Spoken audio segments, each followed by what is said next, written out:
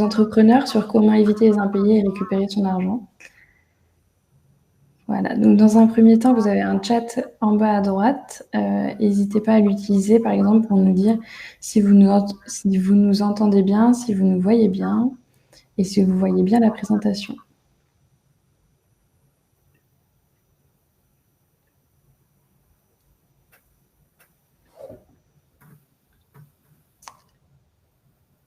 Ok. Donc Nina, j'ai l'impression que c'est ok pour toi. Super, c'est parfait. Donc pour information, la webconférence est enregistrée. Après la webconférence, nous vous enverrons par mail le replay, le support de présentation, quelques liens intéressants pour vous et les différents livrables qu'on abordera aujourd'hui. Donc ne vous inquiétez pas si vous avez besoin de partir et que vous avez l'impression de louper la fin ou si vous arrivez en retard, il n'y a pas de souci, vous pourrez regarder le replay.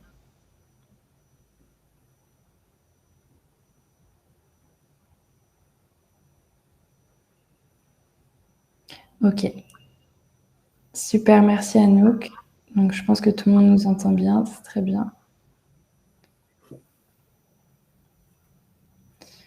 Ok, on est une vingtaine pour le moment. Il y avait un peu plus d'une cinquantaine d'inscrits, donc on va attendre quelques minutes avant de commencer, que les dernières personnes arrivent.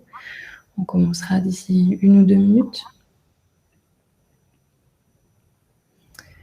Donc pour vous expliquer le déroulé, je vous ferai une courte présentation de l'ADI. Ensuite, c'est Antoine qui prendra la parole et qui présentera le sujet. Et à la fin, on prendra un petit temps pour les questions, s'il y a des questions qui n'ont pas été abordées pendant la présentation. Donc n'hésitez pas à ce moment-là, à la fin de la webconférence, de poser vos questions via le chat. Alors Béatrice, Pierre, je ne vous entends pas. Je vais faire une réponse par le chat.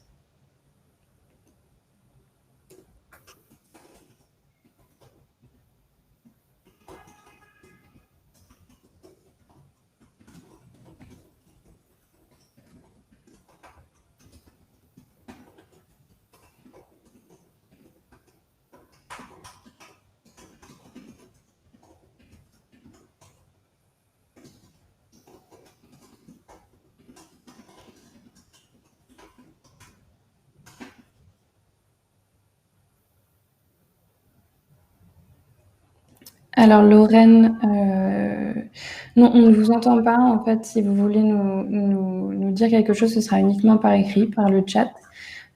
Par contre, oui, il faut nous voir et nous entendre.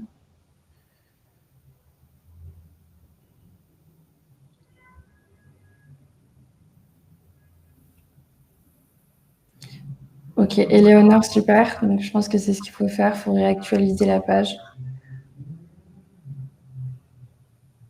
Ok, super Sébastien.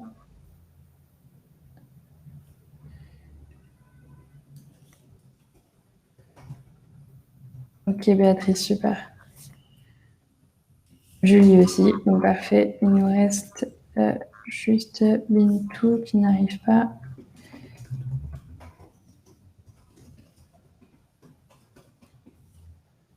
Ok, super. Parfait. Bon, bah, j'ai l'impression que tout le monde a réussi. Ok, donc je répète rapidement, le support et le replay de la webconférence vous sera envoyé, donc pas d'inquiétude. Il est 33, je pense qu'on peut commencer. On est parti pour une petite heure, 3/4 d'heure, 1 heure, en fonction des questions. Ok, donc dans un premier temps, rapidement sur l'ADI. Bonjour Anaëlle. Donc l'ADI, c'est une association qui existe depuis un peu plus de 30 ans, donc 31 ans maintenant, reconnue d'utilité publique. Et donc on défend l'idée à l'ADI que chacun peut devenir entrepreneur à condition qu'il ait accès à un crédit et un accompagnement professionnel et personnalisé pour mener à bien son projet. Du coup, l'ADI, elle est présente en France métropolitaine et en Outre-mer. Donc c'est depuis la création 160 000 entreprises qui ont été financées et accompagnées. Donc on est présent, comme je disais, sur tout le territoire avec 158 antennes et 390 permanences pour être au plus proche de vous. Il y a 1300 bénévoles et spécialistes de la création d'entreprise qui travaillent avec nous à l'ADI pour vous accompagner, pour vous financer et pour vous rassurer.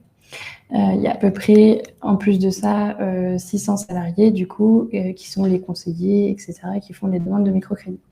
Donc, l'ADI pour votre projet, c'est de l'accompagnement, donc de l'accompagnement individuel ou collectif, comme on fait aujourd'hui avec cette webconférence. Ça peut être une forme d'accompagnement. Donc, c'est toujours vous apporter les conseils dont vous avez besoin, des solutions de financement, donc par le microcrédit, pour pouvoir mener à bien votre projet. Souvent, il y a des investissements à faire. Du coup, l'ADI peut vous accompagner avec des microcrédits. Et il y a aussi une offre d'assurance, donc pour vous assurer vous et assurer votre activité. Donc voilà, ces 3 choses au service toujours de la réussite de votre projet. On est là du coup aujourd'hui pour parler des impayés et du recouvrement en cas de problème. Donc je vais laisser la parole maintenant à Antoine qui va pouvoir se présenter et puis vous dérouler la présentation. Je te remercie, Chloé. Je ne sais pas si les gens m'entendent bien. En tout cas, n'hésitez pas à le dire si vous m'entendez mal. Alors, on va parler effectivement recouvrement de créances aujourd'hui. Alors, la formation, en fait, elle a été créée par moi-même, mais aussi par Thomas. En fait, on est deux sur ce projet-là. On est tous les deux élèves avocats à Bordeaux. On est des provinciaux. On a quelques années de droit maintenant dans les pattes. C'est vrai qu'on est aussi un peu dans la pratique, puisque lui comme moi, on est en stage depuis déjà de nombreux mois en cabinet d'avocat. Donc effectivement, ça nous a permis à la fois d'avoir la pratique et toutes les informations de l'ADI sur vos situations respectives, sur les situations qui ont pu être rencontrées, nous ont permis de constituer une formation qui soit adaptée à ce que vous recherchez.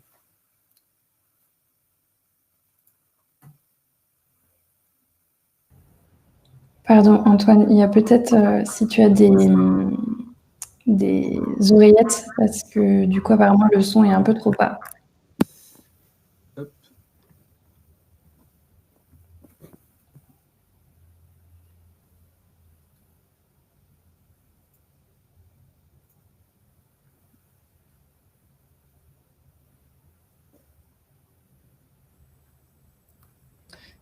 Est-ce que ça fonctionne mieux? Oui, ok. Je vais essayer de parler un peu plus fort, sinon. Voilà, Alors, peut-être la solution. Merci. il n'y a pas de souci. Alors, l'objectif de cette webconférence, c'est de vous partager justement un peu toutes les astuces, qu'elles soient juridiques ou parfois un peu para-juridiques, sur ce qui va pouvoir vous aider à mieux recouvrer vos créances. Évidemment, vous aurez des impayés. Ça, c'est le lot commun de toutes les entreprises. On aura toujours un impayé, mais l'objectif avec cette webconférence, c'est d'essayer de limiter à la fois le nombre des impayés et aussi le montant des impayés. Tout d'abord, pour commencer cette webconférence, je voudrais vous apporter juste un petite alerte en fait, sur 2 points. Le recouvrement, tout ce qu'on va voir derrière, c'est très important, mais il y a une chose qui est importante et qui est importante certes en recouvrement, mais qui est importante en règle générale, c'est qu'il faut se constituer une preuve et se renseigner. Se constituer une preuve, ce sera important, c'est important pour le recouvrement, mais ce sera important aussi dans toute la vie juridique de votre activité professionnelle et même à titre particulier. Hein. Vraiment, c'est quelque chose, il faut y faire attention. Mais se constituer une preuve, ça peut être de manière très simple, avoir un SMS, avoir un écrit simple, un mail, que sais-je. On n'est pas sur quelque chose de nécessairement formel, mais c'est important d'avoir ces petites traces pour prouver tout ce qu'on a à prouver. On le verra plus tard, pour les créances, c'est vraiment très important de pouvoir arriver à prouver qu'on a eu un accord, par exemple, avec le client. Sur le devis, c'est quelque chose de super important. Après, on a aussi un devoir de se renseigner. En fait, il faut se renseigner. Et se renseigner notamment sur la solvabilité. Aujourd'hui, on peut le faire avec les entreprises sur des sites. Alors, moi, je cite Infogreffe parce que c'est le site institutionnel, c'est celui qui sera à jour le plus vite, parce que c'est le site des greffes des tribunaux de commerce. Sur ces sites-là, sur la deuxième slide, il y a une petite présentation du site, une page du site. Sur ce site, vous avez effectivement un certain nombre d'informations sur l'immatriculation de l'entreprise, mais vous avez aussi des informations financières. On le voit, je ne sais pas si vous le voyez, dans la zone bleutée, à droite, vous avez des informations sur à la fois le chiffre d'affaires et le résultat de la société. Dans l'exemple qu'on a, on voit que cette société-là, exactement, merci Chloé, on voit effectivement que cette société a eu une année très déficitaire en 2018. Donc, il faut faire attention effectivement si on doit contracter avec. Et, chose très importante aussi, dans le cadre du milieu juste à côté, on voit un petit endroit où il est marqué procédure collective. Et ça, procédure collective, il faut y faire très très très attention. Procédure collective, en fait, ça signifie que la société est en cessation des paiements ou proche de la cessation des paiements. Donc, ça ne veut pas dire qu'il ne faut pas contracter avec cette société, mais ça veut dire qu'il faut faire attention si on contracte avec cette société. Prendre des acomptes de manière très très très régulière et faire attention à ne rien faire tant qu'on n'est pas payé, parce que la société est en grande difficulté financière. On a par la suite un petit plan de ce qu'on va faire aujourd'hui, de ce qu'on va voir dans la webconférence. Alors on part du début, de l'entrée en relation, parce que dès l'entrée en relation, dès la rédaction du devis ou du bon de commande, on a un certain nombre de mentions et d'actions à faire pour améliorer le recouvrement. Par la suite, on a potentiellement une demande d'acompte complémentaire, on le verra, ça en fonction de la prestation, en fonction de l'importance de la prestation. On peut faire une demande d'acompte complémentaire en cours de prestation, et une fois qu'on a fini la prestation, on établit la facture. Là, c'est si tout se passe bien. Et ensuite, on a la démarcation rouge qui est la complication. Quand ça commence à se compliquer, c'est le moment où à l'échéance, on n'est pas payé. On va faire d'abord une lettre de relance, une première lettre simple, lettre ou mail, hein, on le verra tout à l'heure. Ensuite, une mise en demeure, un document un peu plus formel. Et après, on essaiera, ou si on arrive à contacter le client et à s'entendre avec lui, d'avoir une procédure amiable, ou à l'inverse, si on ne peut pas arriver à conclure une procédure amiable avec notre client, on fera une procédure contentieuse. C'est plus long, c'est plus cher, c'est moins aisé, mais parfois on n'a pas le choix. La première étape, alors effectivement, on l'a appelée la demande d'acompte, mais elle s'inscrit dans le devis ou dans le bon de commande. Un devis et bon de commande sont des termes qui sont utilisés alternativement. Ils désignent la même chose, la seule différence, c'est que le devis est plutôt orienté vers une prestation personnalisée, alors que le bon de commande est plutôt pour une prestation générique. Au sein de ce devis, on va pouvoir intégrer une demande d'acompte. Je vous conseille de le faire tout le temps, vraiment.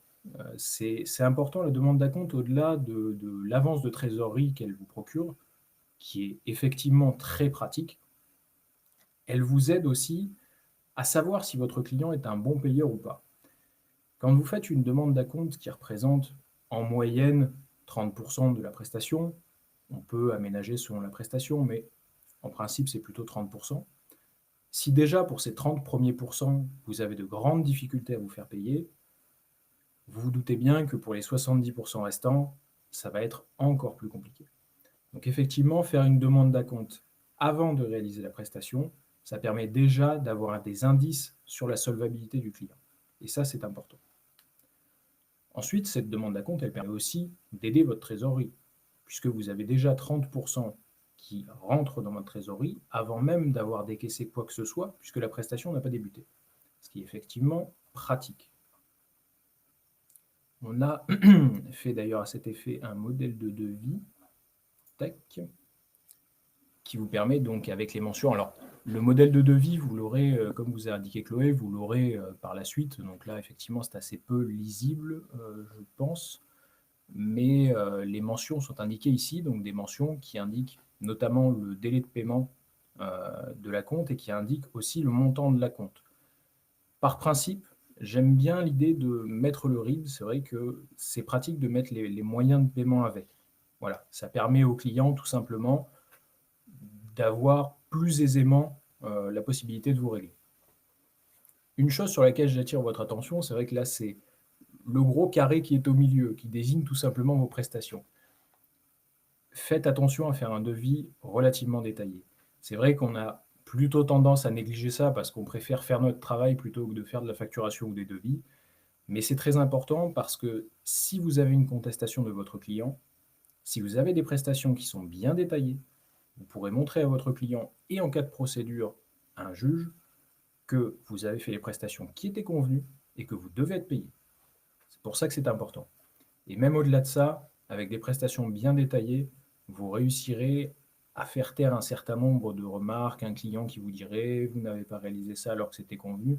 Non, non, si vous avez un devis qui est bien détaillé, le client s'en tiendra au devis.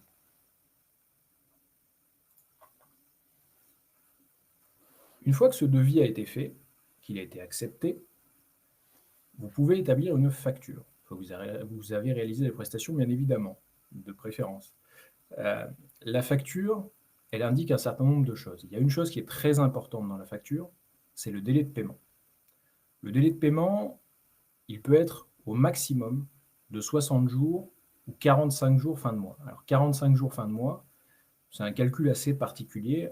En fait, vous prenez la date d'émission de la facture, vous avancez de 45 jours et une fois cette date intervenue, la date des 45 jours postérieurs à la date d'émission de la facture, le délai de paiement n'est en fait qu'à la fin de ce mois-là, du mois pendant lequel vous êtes tombé.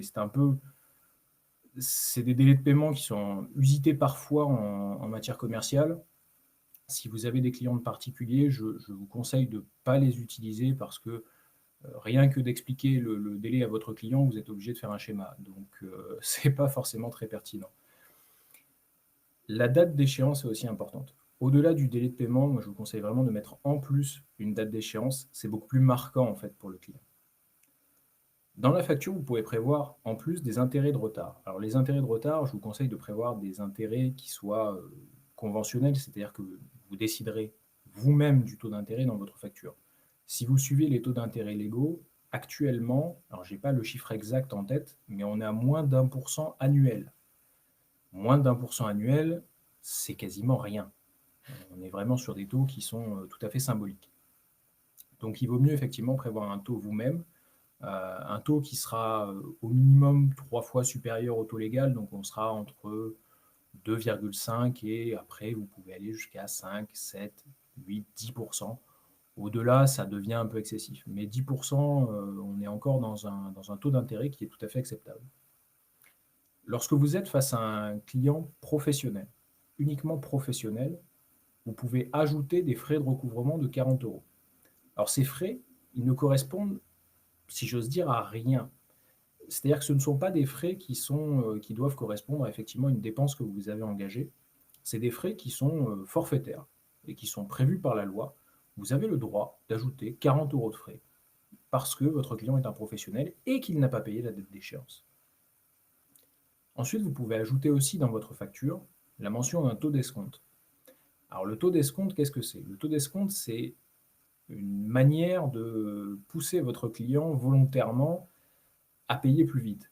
C'est le système de l'État avec les contraventions. Vous savez, le fameux si vous payez dans 45 jours, c'est 90 euros, sinon c'est 135. Eh bien, c'est exactement ça le taux d'escompte, de manière un petit peu plus modeste, hein, parce qu'on ne va pas offrir 30% de la prestation, mais effectivement, vous pouvez offrir à votre client 2 à 5%, tout dépend de votre marge, après c'est à vous de le définir, mais vous pouvez offrir une réduction sur le montant de la prestation contre un paiement plus rapide. Ça peut être pertinent quand vous avez des délais de paiement à parfois 45 jours. S'il paye dans les 15 premiers jours, c'est quand même une avance de trésorerie. Ça peut être intéressant de lui offrir 1 à 2%. On vous a mis une petite astérix, une petite chose à garder à l'esprit. N'hésitez pas à vous renseigner sur l'interlocuteur auquel adresser les factures. Alors, ça peut paraître très idiot. Je suis d'accord avec vous. La facture, je ne suis pas bête, je l'adresse à mon client. Bien sûr, bien évidemment.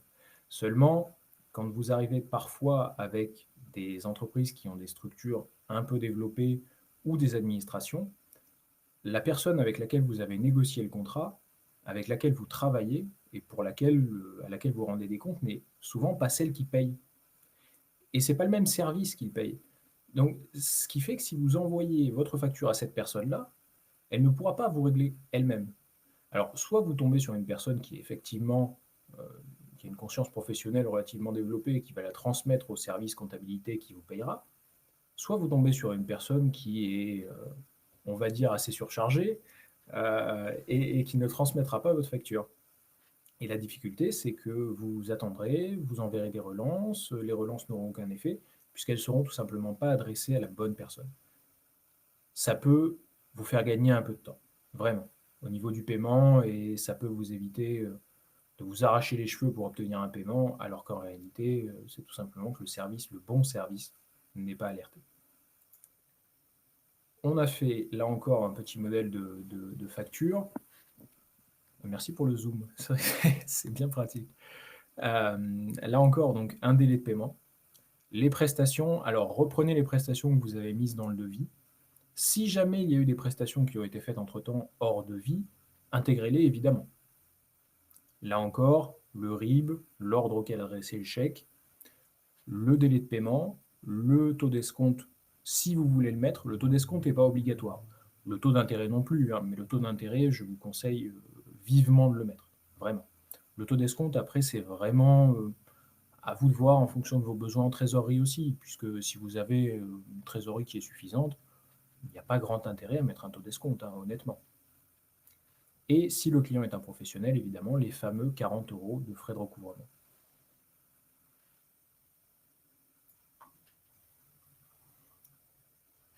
Alors, une fois qu'on a établi cette petite facture, il convient de la suivre. Le suivi des factures, il est important parce qu'il démontre votre sérieux au niveau de votre client. Si vous paraissez sérieux au niveau de votre client, vous paraissez très organisé, votre client va se dire je vois la question, c'est pour ça que je suis perturbé. Je vais y répondre maintenant. Alors, est-ce qu'une facture peut être envoyée en PDF ou est-ce qu'elle doit être envoyée par courrier également? Non, une facture, vous pouvez l'envoyer tout à fait par mail, en PDF. Alors effectivement, plutôt en PDF, parce que les PDF sont plus difficilement modifiables. Mais de toute manière, vous gardez une trace du mail. Donc le document, la pièce jointe est avec le mail. Mais effectivement, envoyez-la par mail. Ne vous embêtez pas à les envoyer par courrier. Le courrier, on n'a aucune preuve qu'il a été envoyé, mis à part à faire un recommandé, mais on ne fait pas de recommandé pour les factures. On n'a aucune preuve qu'il a été envoyé, il vaut mieux l'envoyer par mail. Non, vraiment, ouais. Et on garde une preuve de la date à laquelle ça a été envoyé. Moi, je trouve que c'est aussi pratique. Le client préférera, puisqu'il aura beaucoup moins de mal à retrouver sa facture dans ses mails plutôt que dans ses papiers. Vraiment, non, non, je suis d'accord, elle peut être envoyée par PDF, c'est suffisant. Pas besoin d'envoyer par courrier avec. Retournons sur le suivi des factures.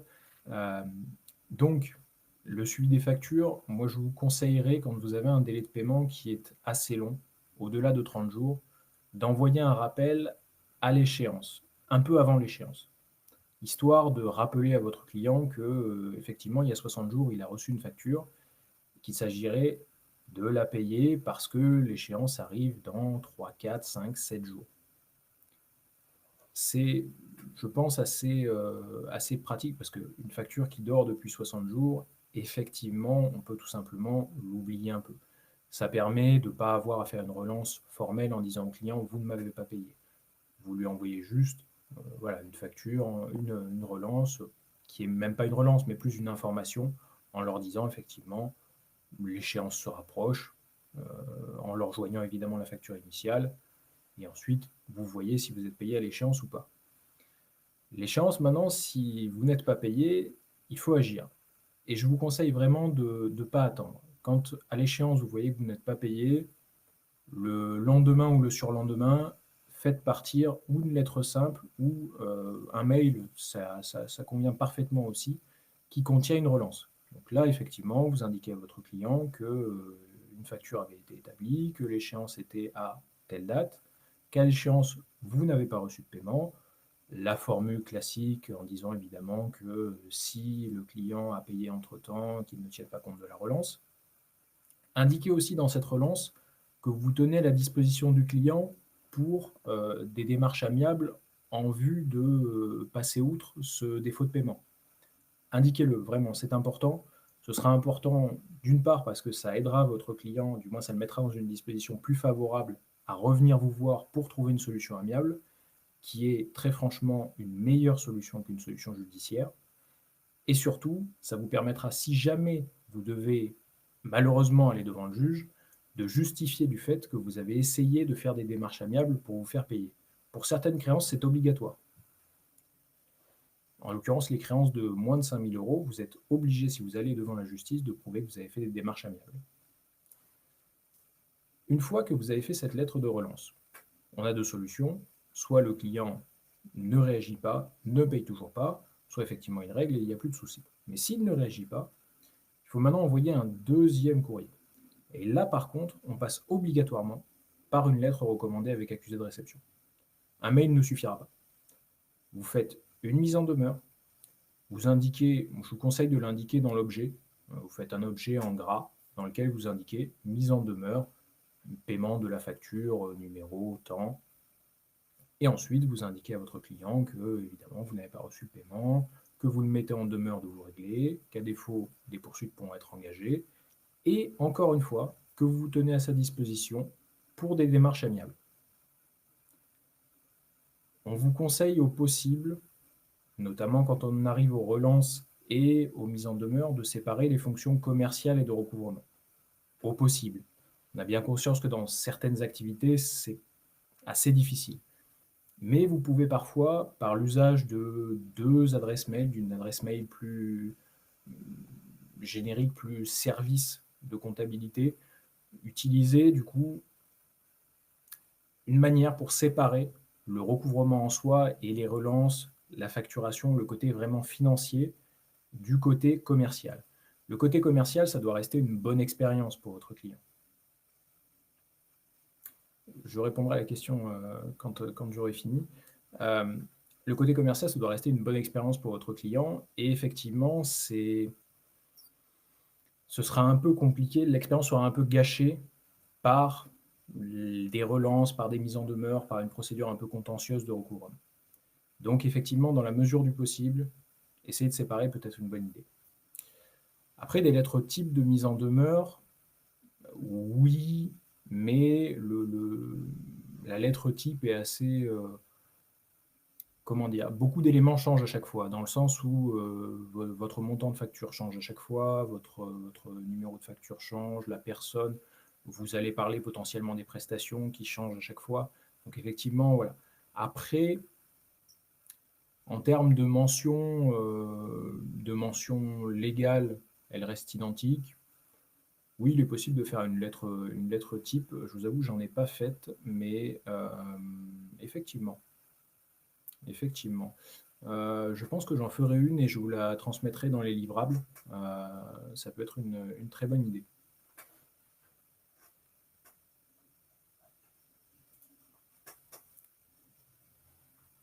Alors, pour améliorer le suivi des factures, on a établi un petit tableau de suivi des paiements. Ce tableau, vous l'aurez, là aussi, il fera partie des livrables et vous l'aurez en format Excel. Donc, il sera parfaitement modifiable. Voilà.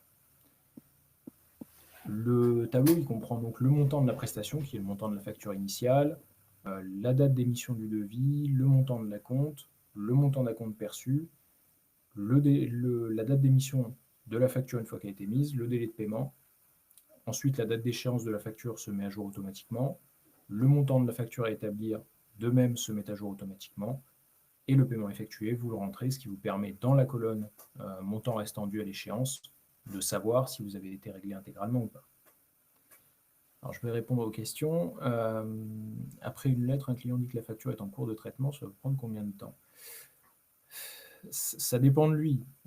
Ça, pour le coup, c'est lui qui va à son rythme. Le problème, c'est qu'effectivement, bientôt 3 mois, c'est, à mon sens, difficilement acceptable. Je ne sais pas si dans votre facture, vous aviez un délai de paiement ou pas, mais quoi qu'il arrive, 3 mois, je ne sais pas si vous lui avez envoyé une lettre de relance. Si vous lui avez déjà envoyé une lettre de relance, n'hésitez pas à faire une mise en demeure. Alors, a-t-on besoin d'établir un contrat de service si nous intervenons dans les prestations de service ou un simple devis suffit? Un contrat de service, moi je vous le conseillerais si vous faites des prestations récurrentes. Si de manière récurrente, vous avez des prestations avec le même client. Si vous avez une prestation simple, vous pouvez toujours faire un contrat de service. Après, le devis suffira bien souvent. Mais ça dépend encore de la nature de vos prestations. Là, pour le coup, je ne connais pas votre situation. Donc, si vos prestations sont plutôt complexes et si vous voulez préserver votre responsabilité, faites un contrat. Si vos prestations sont plus simples, un simple devis suffira amplement. Avec quel logiciel? Alors là, le tableau en lui-même, l'image est faite, c'est un tableau fait de toutes pièces, mais sinon le tableau modifiable est fait avec Excel. Il est fait avec Excel, mais après, de mémoire, Excel est compatible avec OpenOffice Calc, tous ces logiciels libres et gratuits.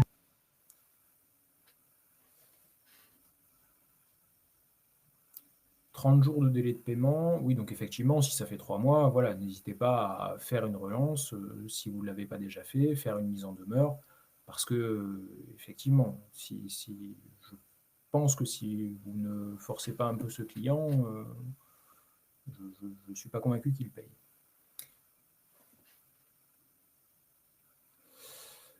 Accompagnement, assistance administrative, oui.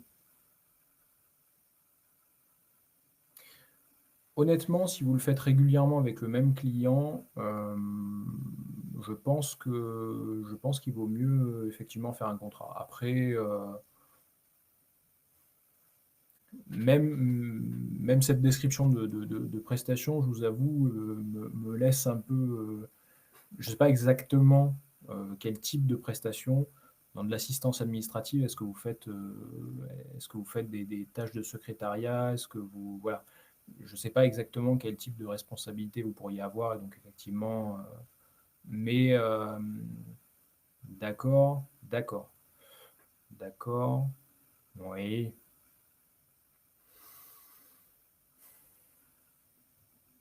J'aurais tendance à faire un contrat quand même. À votre place, j'aurais tendance à faire un contrat.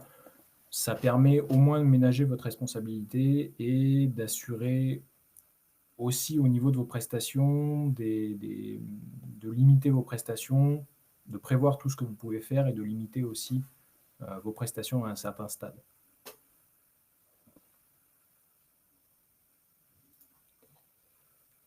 Alors, la survenance d'un impayé maintenant.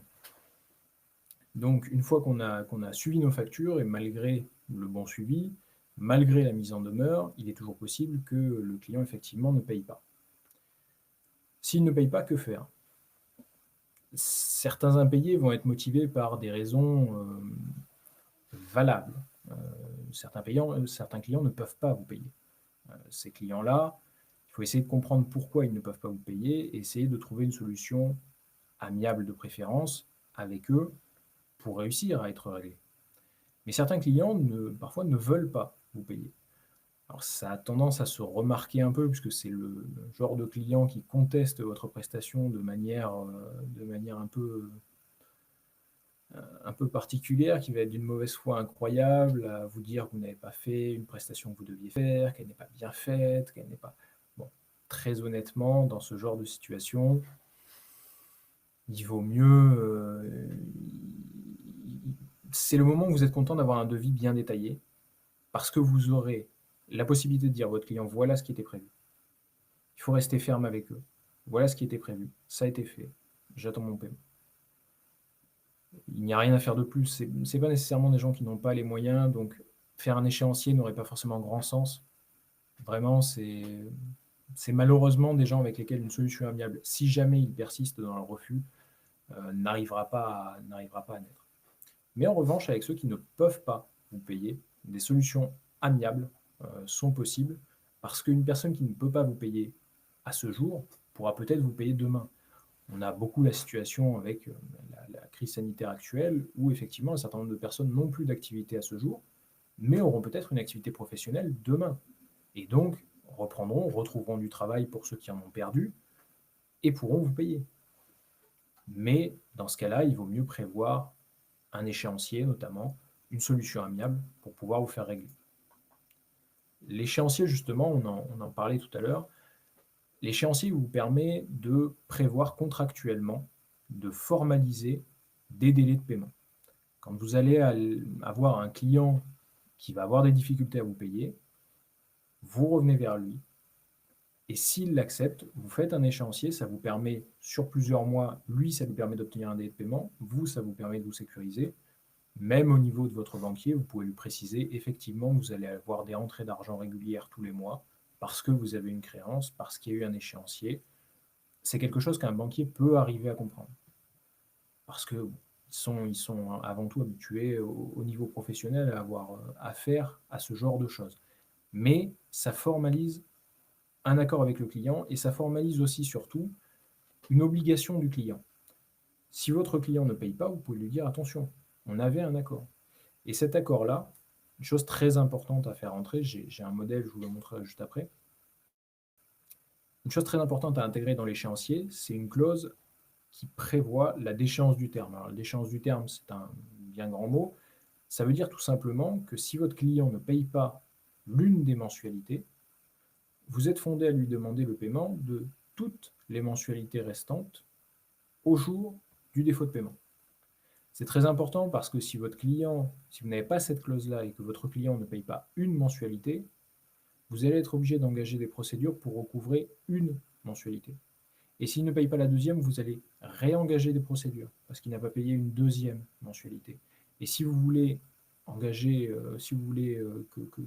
pouvoir engager des procédures sur toutes les mensualités, vous serez obligé d'attendre la fin de l'échéancier. C'est pour ça que cette clause-là est importante et elle est évidemment comprise dans le modèle qui est ensuite.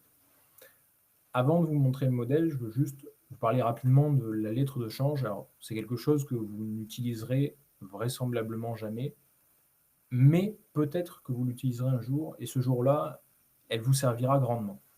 La lettre de change par rapport à l'échéancier, il n'y a pas une différence énorme dans le principe. La lettre de change, elle vous permet, avec votre client, de prévoir un paiement à certaines échéances, comme un échéancier.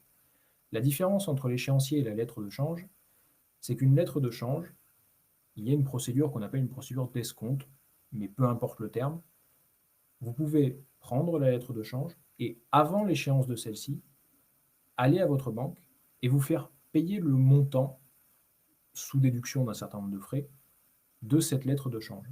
Concrètement, votre client ne vous paye pas, n'a pas les moyens de vous payer, vous pouvez vous faire une avance de trésorerie avec une lettre de change par votre banque. Et ensuite, c'est votre banque qui se chargera de recouvrer la créance. Vous, ça ne vous concerne plus. Si le client ne paye pas, ça ne change rien. Alors évidemment, le problème, c'est qu'il y a des frais, que vous allez perdre une partie ou la totalité de la marge que vous avez faite sur l'opération, mais en attendant, vous évitez potentiellement un gros défaut de paiement. C'est plutôt à utiliser justement pour des gros défauts de paiement. Alors, je vois qu'il y a effectivement quelques questions. Des conciliateurs dans le cas d'un défaut de paiement. Alors, des conciliateurs, oui. La difficulté des conciliateurs, c'est qu'ils n'ont pas, les décisions qu'ils prennent ne sont pas obligatoires. Votre client, s'il ne respecte pas la décision du conciliateur, ça ne change rien. Vous ne pouvez pas aller voir un huissier pour faire recouvrer votre créance. Donc, c'est un peu la difficulté avec le conciliateur. Mais on verra par la suite qu'il y a d'autres solutions qui sont certes plus longues et un peu plus coûteuses que le conciliateur, mais qui sont par contre coercitives. Alors, un ordre d'idée de prix pour l'établissement d'un contrat type par un avocat. Un ordre d'idée de prix, non, je ne saurais pas vous en donner. C'est très variable en fonction du contrat, en fonction des clauses que vous allez vouloir insérer dedans, en fonction de l'avocat aussi, hein. Donc, je ne peux pas vous donner un ordre d'idée de prix. Non. Si, les lettres de change, ça existe toujours. Ça existe toujours.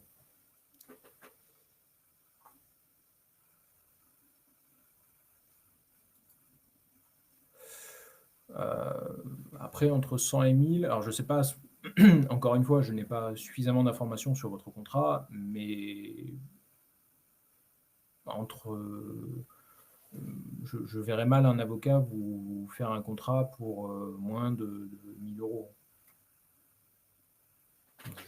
Voilà. Après, encore une fois, tout dépend de l'avocat. Donc le modèle d'échéancier, un modèle assez basique en fait, hein, c'est vraiment l'important étant de prévoir évidemment les délais de paiement avec le montant de chaque échéance. Le RIB et l'ordre du chèque, c'est toujours pratique de l'avoir. La clause qui prévoit évidemment la déchéance du terme. Et ensuite, vous avez un échéancier qui est correct et valide.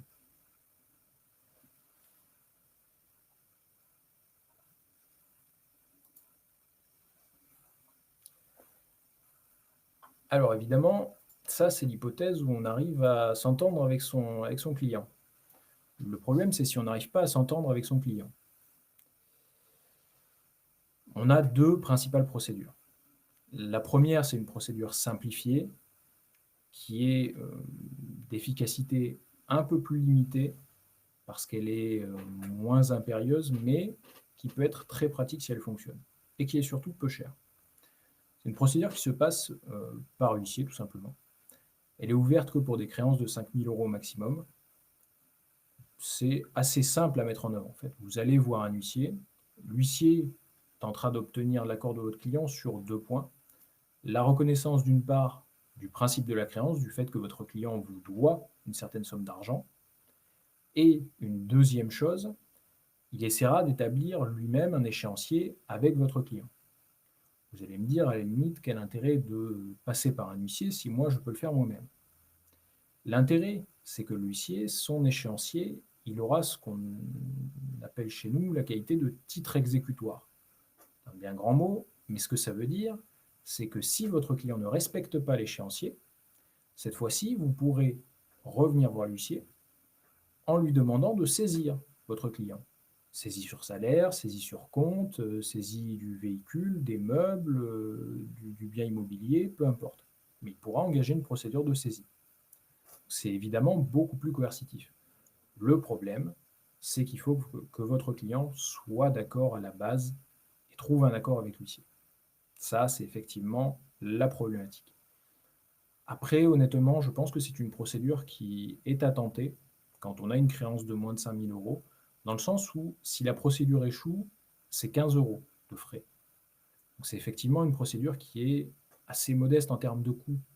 Ça peut être intéressant avant d'engager une procédure d'injonction de payer qui, elle, est à la fois beaucoup plus longue et potentiellement plus chère, d'engager une procédure simplifiée de recouvrement des créances.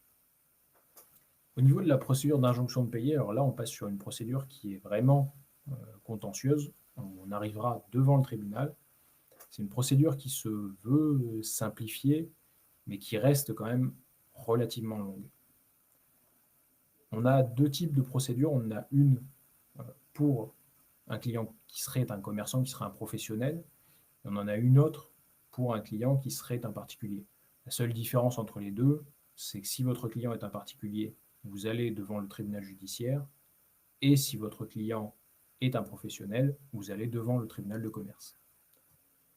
Cette procédure, elle n'est pas à représentation obligatoire, c'est-à-dire que vous n'êtes pas obligé d'avoir un avocat si votre créance n'excède pas 10 000 €. Au-dessus de 10 000 €, vous serez obligé d'avoir un avocat et effectivement les frais qui vont avec. Alors, si vous êtes en dessous de 10 000 € et que vous voulez faire la procédure vous-même, c'est assez simple, dans le sens où c'est un simple formulaire CERFA qui est disponible en ligne. Je vous ai mis les références du formulaire. Le formulaire, donc, il suffit de le remplir. Il vous faut votre nom, adresse, numéro d'immatriculation. La même chose pour votre client.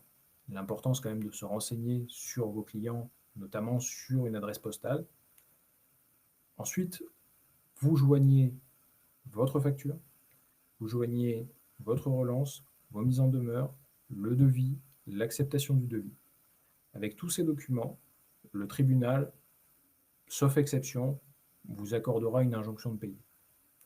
Cette injonction de payer, ensuite, il faut de nouveau aller voir un huissier, la faire communiquer à votre client. Une fois qu'elle est communiquée à votre client, il a 15 jours pour former ce qu'on appelle opposition, pour contester cette décision. S'il ne la conteste pas, là, vous pouvez faire exécuter votre décision. S'il la conteste, vous allez vous retrouver tous les deux devant un juge, il va y avoir une procédure, le juge rendra une décision, et vous pourrez ensuite faire exécuter cette décision. Mais autant, effectivement, s'il n'y a pas de contestation, c'est une procédure qui dure 2-3 mois. S'il y a des contestations, c'est une procédure qui peut durer facilement plus d'1 an. Donc c'est quand même beaucoup plus long. Si votre client est un commerçant, dans les conditions ou de votre contrat, si vous faites un contrat effectivement, ou du devis ou de la facture, vous pouvez indiquer une juridiction compétente, un tribunal de commerce compétent. Donc choisissez un tribunal de commerce proche de chez vous. Cette clause ne s'applique pas au particulier. Le particulier pourra toujours choisir le tribunal compétent, le tribunal qui l'arrange le plus, mais il ne sera absolument pas obligé de suivre cette clause-là. Alors je vais répondre aux questions. Legal Place pour établir les contrats, écoutez, je ne peux pas vous dire parce que je ne fais pas appel à leur service, donc je ne peux pas vous donner d'avis là-dessus. Alors, les frais d'huissier de 15 €, c'est à vous de les avancer. Enfin, c'est à vous de les avancer, oui. Dans tous les cas, ils seront à votre charge, puisque ce sont des frais qui interviennent avant la procédure judiciaire. Donc, les frais qui interviennent avant la procédure judiciaire, les frais de recouvrement amiable, sont à votre charge. Donc, ces 15 € ils resteront à votre charge si la procédure est infructueuse. Par contre, les frais d'huissier qui sont prélevés une fois que la procédure a effectivement fonctionné, ceux-là seront payés par le client. La procédure simplifiée, oui, peut être faite aussi bien avec un particulier qu'un professionnel, tout à fait. Et ensuite, il ne nous restait que le lexique, voilà, qui globalement, effectivement, la facturage, j'en ai pas parlé. Ça, c'est vraiment, si vous n'avez pas envie d'appliquer tous les conseils qu'on vous a donnés, utilisez la facturage. En somme, c'est ça. C'est un service de recouvrement privé. Encore une fois, le problème, c'est que ce qui ne vous coûte rien à faire vous-même, vous pouvez payer quelqu'un pour le faire lui. Bon, ça diminue votre marge, ça vous apporte un peu plus de sécurité. La lettre de change, on en a parlé, la mise en demeure, les procédures collectives, ce qu'on a vu tout à l'heure sur le site Infogreffe, le redressement, la sauvegarde de justice, et la plus célèbre, la liquidation. La plus célèbre, même pas forcément pour les bonnes raisons. En tout cas, voilà, ces procédures-là qui sont principalement le symbole de difficultés financières d'une entreprise. Super, merci beaucoup Antoine. C'était très clair. Est-ce qu'il y a des questions par rapport à la présentation ou des sujets sur lesquels vous voulez qu'on revienne? Il y a une petite question en plus à laquelle je n'ai pas répondu. Faut-il faire un double de la mise en demeure ou la garder si jamais le paiement n'a pas lieu? Faire un double, alors si vous la faites réellement à la main, oui, faites-en un double, mais maintenant on l'a fait de toute manière de manière informatique, oui, gardez-en un exemplaire. Mais gardez surtout un exemplaire du retour de votre recommandé avec accusé de réception. L'accusé de réception, c'est très important de l'avoir. Pareil, du coup, sur ce sujet-là, je reviens sur l'envoi de factures par mail au lieu de par courrier. Du coup, peut-être un point d'attention, c'est si vous n'avez pas de réponse, étant donné qu'un mail, on n'est jamais sûr que la personne l'a reçu. Peut-être si vous n'avez pas de réponse au bout d'un certain temps, doubler avec un envoi papier, non? Je ne sais pas. Oui, ça peut être possible. Ça peut être possible, bien évidemment. Après, ou demander au client d'en accuser réception, ce qui ne le fait pas nécessairement, mais ce qu'un certain nombre feront, déjà ce qui évitera de faire pas mal de relances. Ok, très bien. Ok. S'il y a d'autres questions, n'hésitez pas. Pendant ce temps, j'en profite pour vous parler aussi de Koala ME. Koala ME, donc c'est un logiciel à la base un logiciel de gestion comptabilité, mais qui fait bien plus. Donc c'est une solution qui est gratuite, accessible à tous les micro-entrepreneurs et tous les entrepreneurs. Donc c'est une solution qui vous permet de créer vos devis et factures, de rajouter vos petits logos, etc. pour que ce soit à votre image. De garder aussi la numérotation bien dans l'ordre en fonction de facture. Donc ça, c'est d'un point de vue légal très important. Vous pouvez aussi, via le logiciel, gérer vos fichiers clients. Donc, voilà, une sorte d'annuaire en ligne de votre clientèle, qui est accessible uniquement à vous, bien sûr. Gérer vos stocks, donc vous pouvez mettre toutes vos prestations ou vos produits et gérer un petit peu vos stocks et prévoir aussi des manquements. Gérer vos impayés aussi, donc ça permet de vous programmer des relances vers les clients s'il y a des factures qui restent impayées. Compléter votre livre de compte, donc vous pouvez connecter votre logiciel à votre banque pour pouvoir recevoir directement les lignes entrantes et les paiements. Et vous pouvez aussi déclarer donc, à l'URSSAF, faire une déclaration de chiffre d'affaires. C'est valable uniquement dans certains départements pour le moment, mais ça va dans le futur être généralisé au national. Y aura-t-il un atelier pour la découverte de la plateforme Koala? Il y en a eu qui ont été faits. Donc, à la limite, ce que je peux faire, c'est dans le mail que je vous envoie après, Stéphane, je vous mets le lien vers le replay de la webconférence de présentation. Petit plus aussi, c'est que Koala ME, vous pouvez avoir un accès accompagnateur, donc avoir un bénévole de l'ADI, par exemple, qui vous accompagne sur la gestion de votre entreprise et qui ait accès à tous vos chiffres, vos devis factures, etc., pour qu'il puisse vous accompagner au mieux. OK pour le replay, Nadia. Je mettrai le replay dans le mail de tout le monde, donc vous inquiétez pas. OK. OK, ça marche, super. Est-ce qu'il y a d'autres questions sur le recouvrement?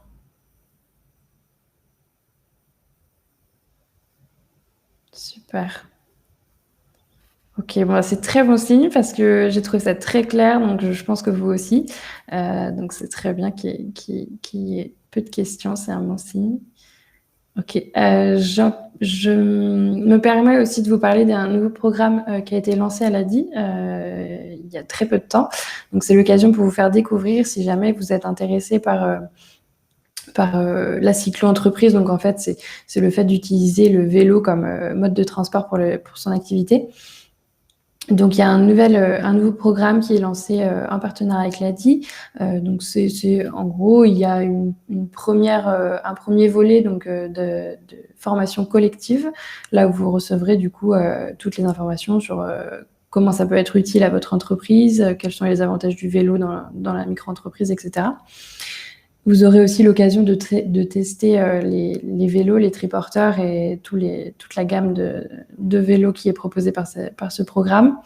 Ensuite, il y a un deuxième rendez-vous qui vous permettra de voir quelle est la solution de cyclo la plus adaptée à votre projet d'entreprise.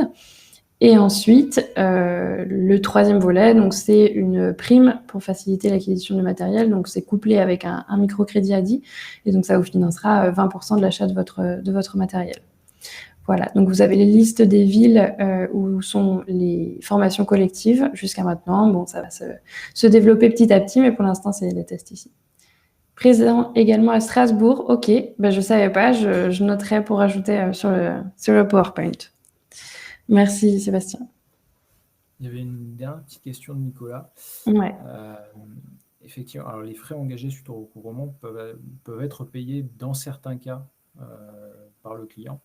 En fait, ce qu'on appelle la phase précontentieuse, avant d'en arriver à l'injonction de payer et toute cette procédure judiciaire, ces frais-là, ils restent à la charge de l'entrepreneur qui essaye de se faire payer.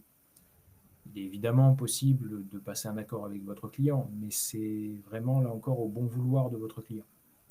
Par contre, tous les frais que vous allez mettre en œuvre pour la procédure contentieuse, c'est-à-dire les frais d'huissier pour aller signifier les décisions, tous ces frais-là, ils sont dus par la personne en défaut de paiement. OK, très clair. Très clair. OK. S'il reste des questions, n'hésitez pas. Oui, ce qu'on va faire, c'est que de toute façon, je vous envoie le mail. Si jamais il y a une question qui vous vient après, je pense que n'hésitez pas à nous renvoyer un mail avec votre question et on essaiera de la traiter. C'est ça, il n'y a pas de souci, on reste disponible. Merci Antoine. Et autre chose, donc quand vous allez quitter la webconférence, vous avez la possibilité de laisser un petit commentaire et de noter la webconférence. Donc n'hésitez pas à nous dire voilà, les sujets que vous auriez aimé aborder, ou si vous avez des demandes pour les prochaines webconférences, voilà, n'hésitez pas à nous en faire part. Voilà, donc s'il n'y a plus de questions, on va pouvoir clore. Un grand merci Antoine et aussi à Thomas pour le travail qui a été effectué et pour cette webconférence. Et merci à tous pour votre participation. Merci à Ossine aussi. Et puis merci à tous pour vos questions. Super.